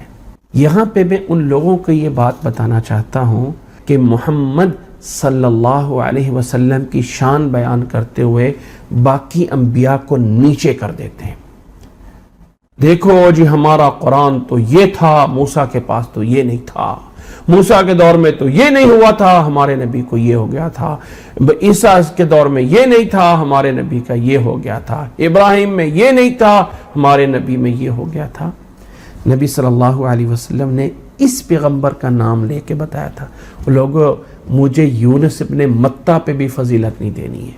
اس میں کوئی شک نہیں کہ قرآن مجید میں سورۃ بقرہ میں 3 سپارے کی پہلی آیت یہ ہے، تِلْكَ الرُّسُلُ فَضَّلْنَا بَعْضَهُمْ عَلَىٰ بَعْضٍ، یہ اللہ کے رسول ہیں جن کو بعض پہ اللہ نے فضیلت دی ہے، وہ ہے فضیلت، اور اس میں کوئی شک نہیں کہ نبی محمد صلی اللہ علیہ وسلم کے فضائل زیادہ ہیں۔ ایک امتی ہونے کے لحاظ سے ایسا انداز اپنانا کہ ایک نبی کو اس انداز سے بیان کرنا کہ دوسرے نبی کی کو نیچا ہو رہا ہو۔ دیکھو جی محمد صلی اللہ علیہ وسلم کی ساری زندگی ہی معجزہ ہے، اور پہلے نبی کو تو ایک ایک معجزہ ملتا تھا، اس نبی کو تو اتنے معجزے، ایسی چیزیں نہیں بیان کرنی چاہیے۔ نبی صلی اللہ علیہ وسلم نے اس پیغمبر کا نام لیا ہے کہ لوگوں یونس ابن متہ پر بھی مجھے فضیلت نہ دو، لا تفضلونی علی یونس ابن متہ۔ تو انسان کو انبیاء علیہ السلام کے بارے میں جب بھی کبھی موقع ملے تو اس انداز سے نہ بیان کریں کہ جس میں نبیوں کا آپس میں مقابلہ ہو رہا ہو۔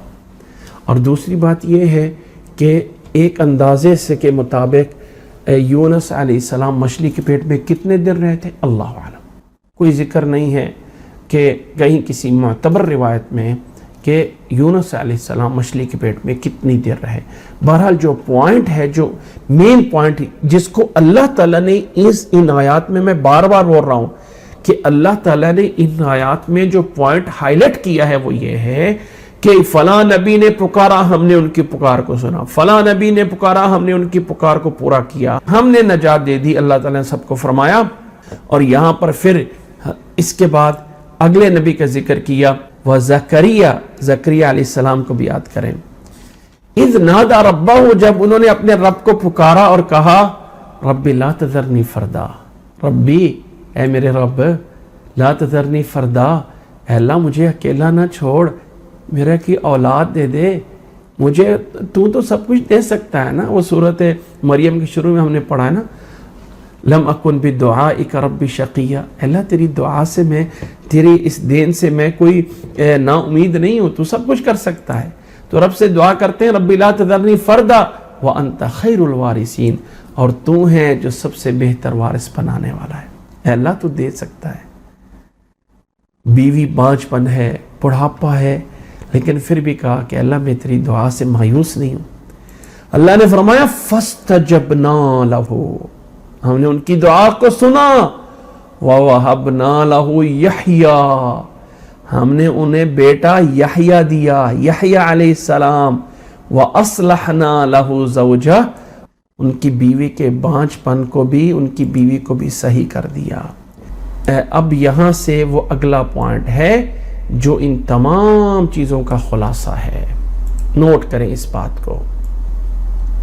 میں اس اگلے پوائنٹ پہ جانے سے پہلے ایک بات بتا دوں کہ کچھ اسباب ایسے ہیں جن کی بنیاد پہ انسان کی دعائیں زیادہ قبول ہوتی ہیں۔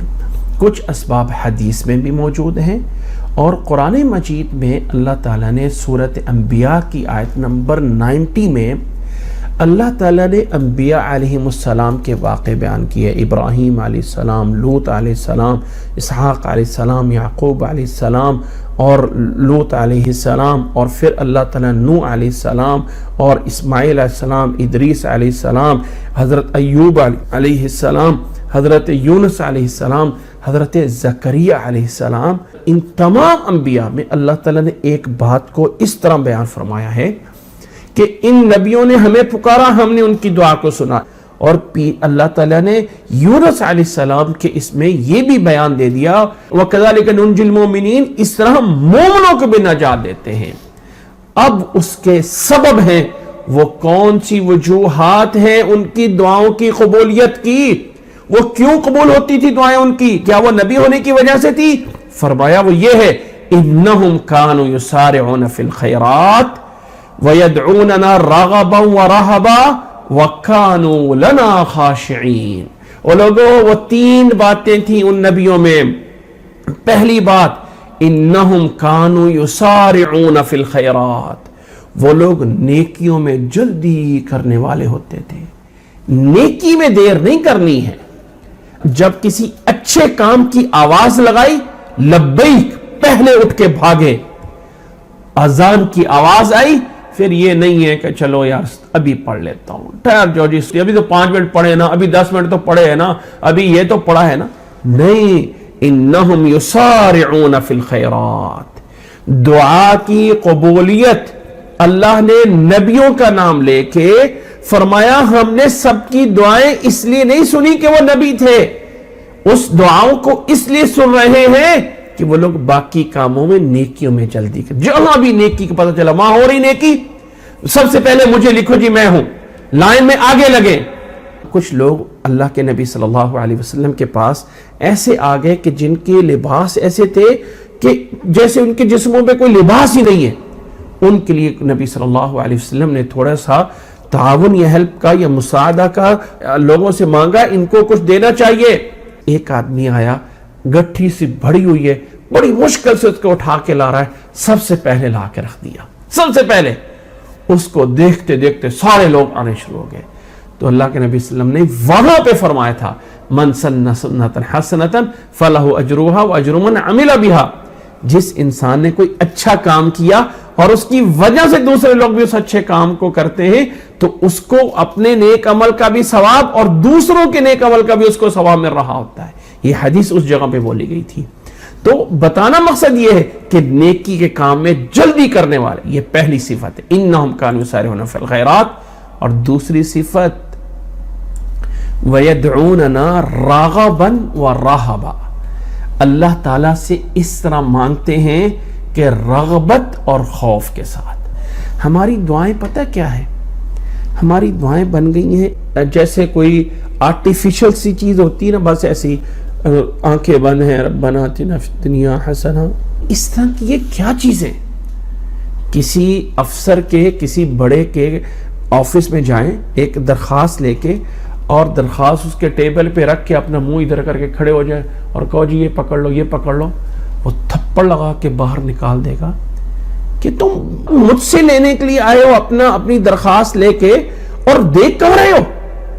ہم اللہ سے مانگ رہے ہوتے ہیں اور ہمیں کوئی رغبت نہیں ہوتی، کوئی چاہت نہیں ہوتی۔ قرآن مجید میں جو اللہ سے مانگنے کے لیے الفاظ استعمال ہوئے ہیں نا، ادعو ربکم تضرعا، تضرع کر کے، آہوزاری کر کے۔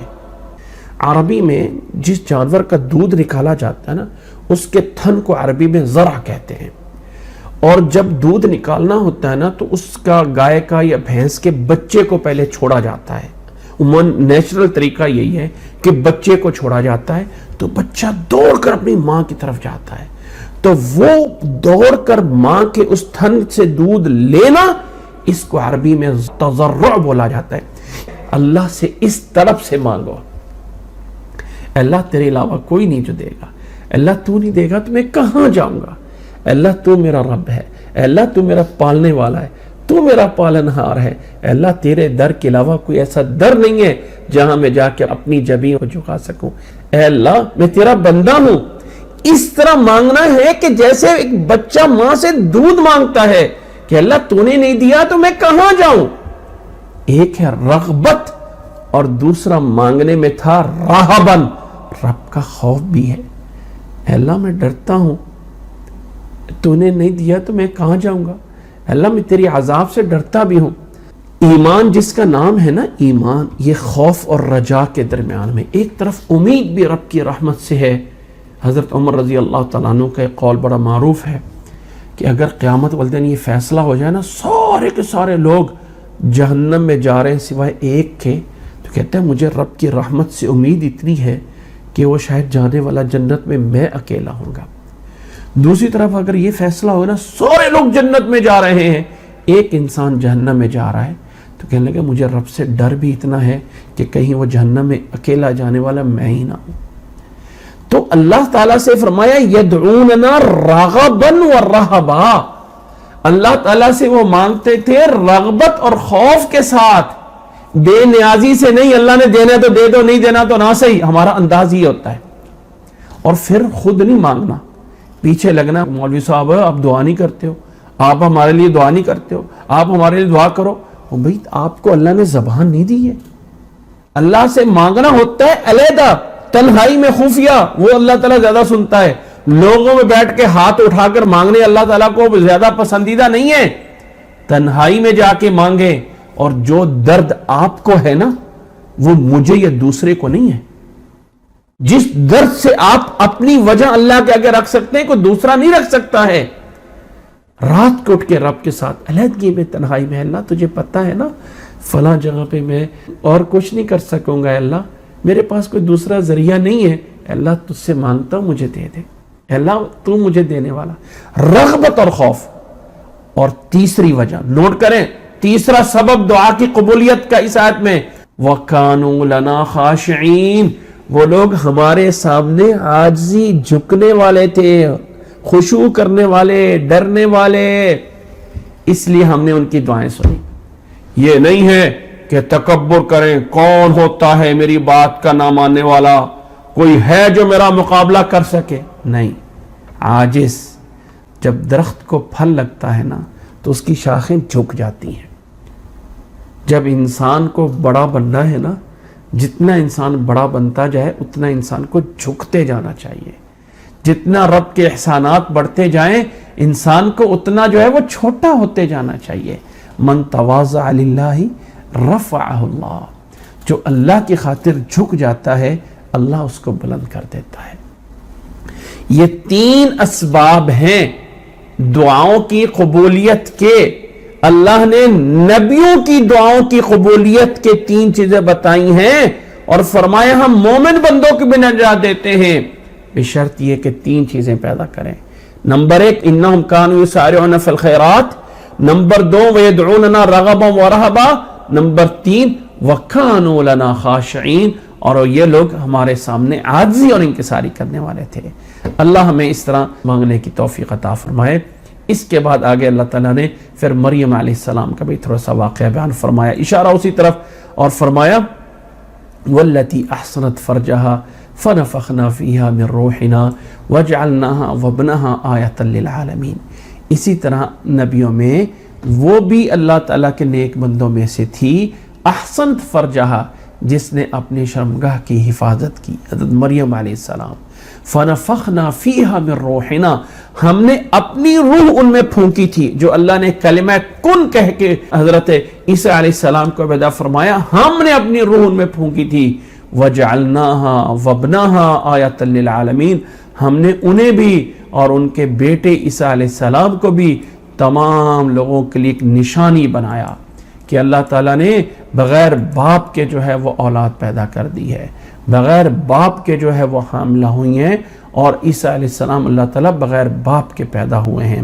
فرمایا وجعلناہا وابنہا آیۃ للعالمین، اور پھر اللہ نے فرمایا ان ھذہ امتکم امۃ واحدہ، لوگو یہ جتنے بھی نبی تھے نا اصل میں ایک ہی امت ہو، دین اسلام ایک ہی ہے، آدم علیہ السلام سے لے کے آگے نوح علیہ السلام، ابراہیم علیہ السلام، باقی انبیاء اور آخر میں محمد صلی اللہ علیہ وسلم، یہ ساری ایک ہی امت ہے، توحید ایک ہی ہے، احکام بدلتے رہے نا، اللہ کی ذات کے بارے میں تو نظریہ وہی ہے، جنت جہنم آخرت وہی سب کچھ ہوتا رہا ہے۔ فرمایا تم سارے کے سارے ایک ہی گروہ ہو، وَأَنَا رَبُّكُمْ، اور میں تمہارا رب ہوں، فَعْبُدُونِ، یہاں پہ نحنو نہیں بولا، اللہ تعالیٰ ایک ہے، فرمایا وَأَنَا رَبُّكُمْ، اور میں اکیلا ہوں تمہارا رب، فَعْبُدُونِ، صرف میری ہی عبادت کرو۔ آگے اللہ نے فرمایا وَتَقَطَّعُوا أَمْرَهُمْ بَيْنَهُمْ، اللہ نے تو ایک ہی بنایا تھا لیکن لوگوں نے آپس میں ٹکڑے ٹکڑے کر لیے۔ کُلٌّ إِلَيْنَا رَاجِعُونَ، ہر ایک ہماری طرف لوٹ کے آنے والا ہے۔ اللہ نے سب کو ایک ہی بنایا تھا، لوگوں نے آپس میں ٹکڑے ٹکڑے کیے ہیں، فرمایا سب نے ہماری طرف لوٹ کے آنا ہے، بس قانون اور ضابطہ یہ ہے فَمَن يَعْمَلْ مِنَ الصَّالِحَاتِ وَهُوَ مُؤْمِنٌ فَلَا كُفْرَانَ لِسَعْيِهِ، جو انسان نیک اعمال کرنے والا ہے بشرط یہ ہے کہ وہ ایمان والا ہو، مومن ہو، جو کوئی بھی نیک اعمال کرنے والا ہے اور وہ مومن ہو، فَلَا كُفْرَانَ لِسَعْيِهِ، ایسے انسان کی محنت کی قدردانی کی جائے گی، اس کی جو ہے ناشکری نہیں کی جائے گی، فَلَا كُفْرَانَ لِسَعْيِهِ، اس کی محنت اور اس کی کوشش کی قدر کی جائے گی، وَإِنَّا لَهُ كَاتِبُونَ، اور ہم اس کی ہر ایک چیز کو لکھنے والے ہیں، وَحَرَامٌ عَلَىٰ قَرْيَةٍ أَهْلَكْنَاهَا أَنَّهُمْ لَا يَرْجِعُونَ، اور جس بستی کو ہم نے ہلاک کر دیا ہے اس پہ لازم یہ ہوتا ہے، حرام علیہا، لازم اس پہ یہ ہوتا ہے جس بستی کو ہم نے عذاب دے کے ہلاک کر دیا ہو وہ دوبارہ نہیں لوٹ سکتے، جسے اللہ تعالیٰ نے دنیا پہ عذاب دے دیا تو وہ بستی والے دوبارہ نہیں آ سکتے ہیں۔ حتی اذا فتحت یأجوج ومأجوج وہم من کل حدب ینسلون، اللہ تعالیٰ نے فرمایا کہ یأجوج اور مأجوج کھولے جائیں گے تو وہ ہر بلندی سے دوڑتے ہوئے آئیں گے۔ یہ اس آیت میں سورۃ انبیاء کی آیت نمبر 92 میں یاجوج اور ماجوج کا دوسرا تذکرہ ہے۔ پہلا تذکرہ ان کا سورۃ کہف میں آیا ہے، جہاں ذوالقرنین نے اس قوم کو ایک بند کے پیچھے بند کر دیا تھا۔ ایک بند ہے جو کہ ابھی بھی بتایا جاتا ہے کاغستان کی طرف اس سائڈ پہ کہیں پایا جاتا ہے، اور اس پہ جو ہے اس کے پیچھے یہ اس وقت قومیں آباد تھیں۔ اب اس وقت شاید دنیا کے نقشے میں مختلف ہیں کہ کہاں پہ ہیں، اللہ عالم، لیکن ایک وقت آنا ہے ابھی موجودہ دور میں جو سب سے بڑا فتنہ آنا ہے وہ دجال کا ہے، اور عیسیٰ علیہ السلام دجال کو قتل کرنے کے لیے آئیں گے، اور عیسیٰ علیہ السلام کے دور کے آخر میں ہی یہ یاجوج ماجوج کی قوم آئے گی۔ یہ بہت بڑی قوم ہوگی، بہت بڑی قوم ہوگی۔ اللہ تعالیٰ نے فرمایا جب یہ کھولی جائے گی تو ہر اونچائی کی طرف سے آ رہے ہوں گے۔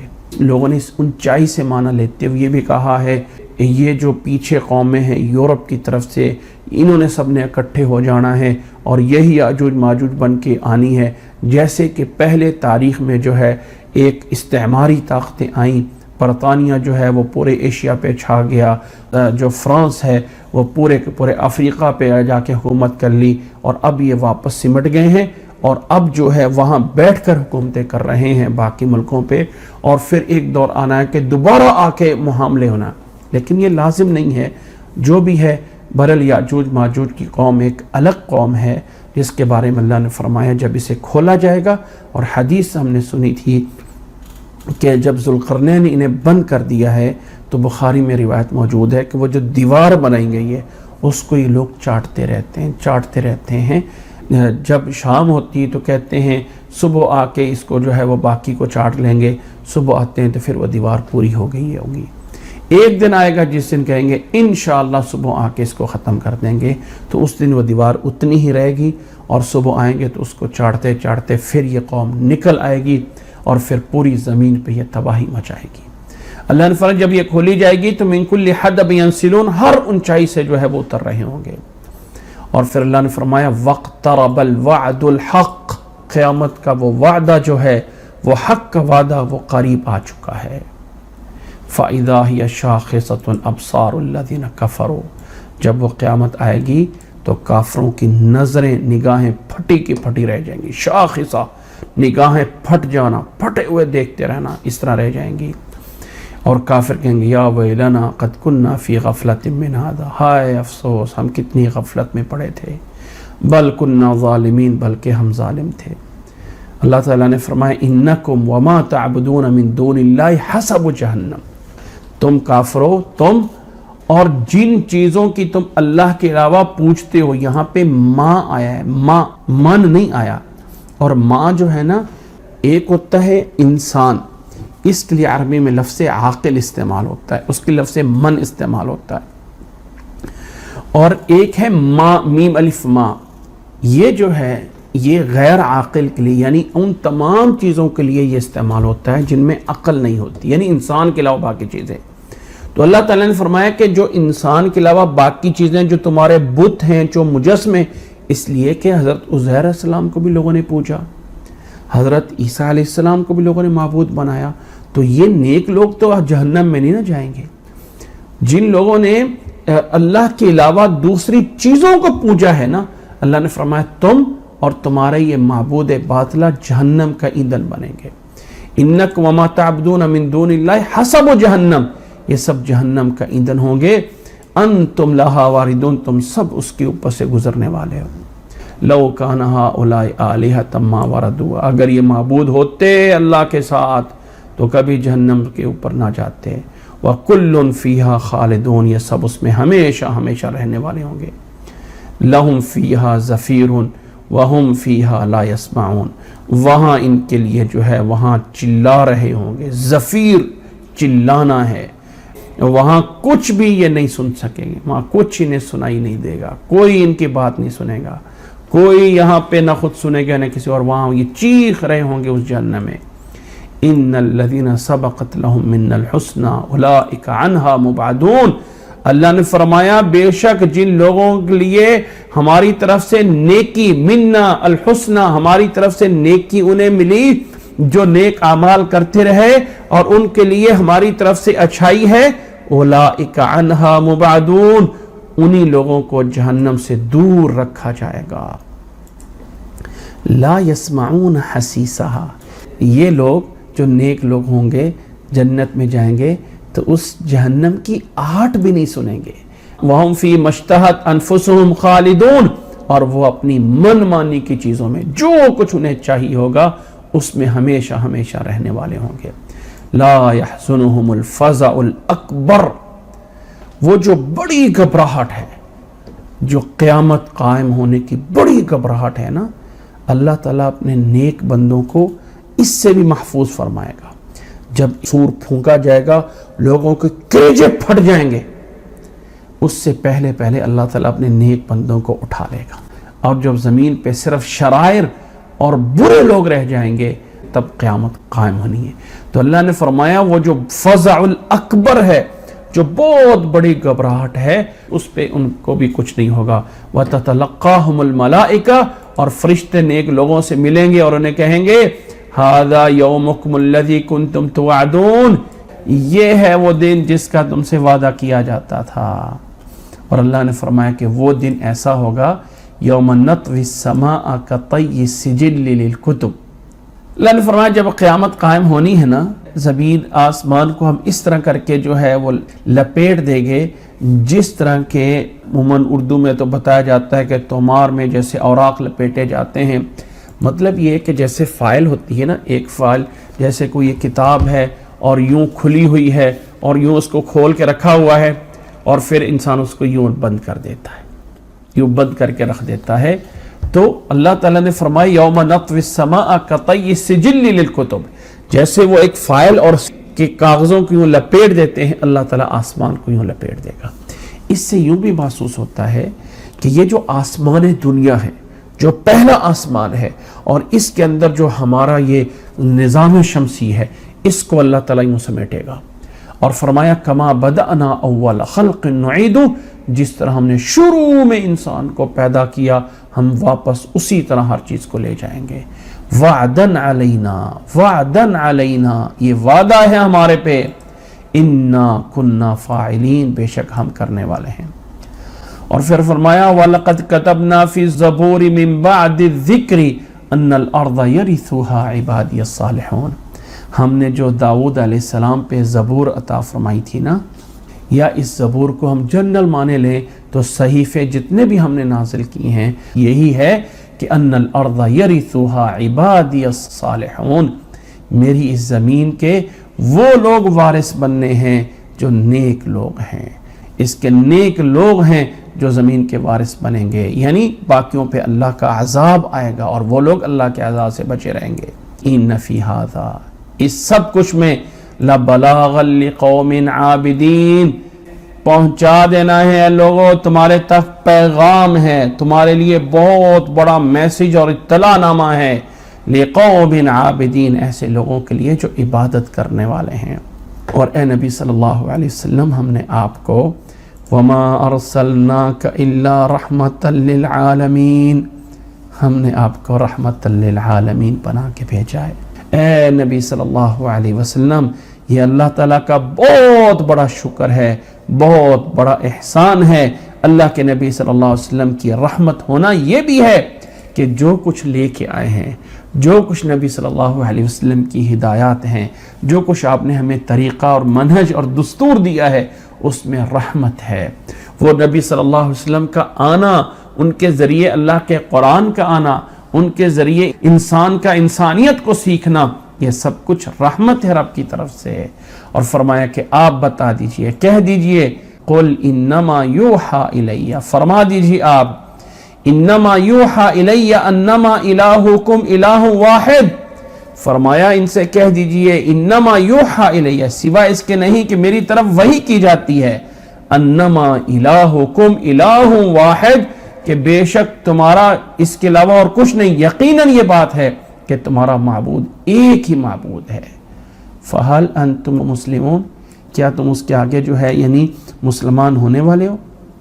کیا تم اس بات کو ماننے والے ہو، فرما برداری کرتے ہو کہ نہیں؟ کر لو، یہ بہتر ہے۔